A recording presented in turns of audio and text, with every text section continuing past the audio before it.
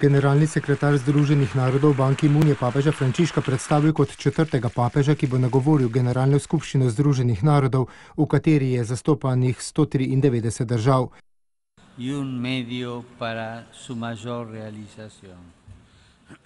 Papež Frančišek je v govoru v ospredje postavil teme, kot so vladavina prava in pravičnost, problematika izključenih in revnih, konfliktne in vojne razmere po svetu. Človeštvo mora priznati, da ni absolutni šef narave in da je treba spoštovati naravo, ki priznava razliko med spoloma.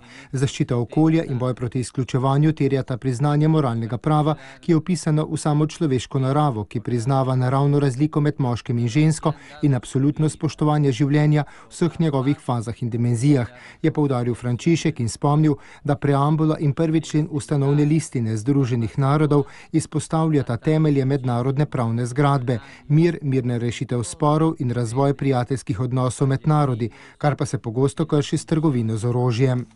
Etika in pravo, ki sta osnovana na grožnjah medsebojnega uničenja in posledično vsega človeštva, sta protislovna in predstavljata goljufijo celotne sestave Združenih narodov, ki bi postali Združeni narodi strahu in brezupa.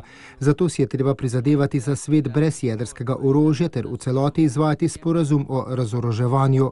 Spomnil je na nedavni sporazum o jedrskem vprašanju na območju Azije in Bližnjega vzhoda. Prav tako je spomnil tudi na negativne posledice, ki nastanejo v primerih, ko vojaška in politična posredovanja niso usklajena na mednarodni ravni, pri tem pa spomnil na primer preganjanja kristjanov in drugih manjšin na Bližnjem vzhodu.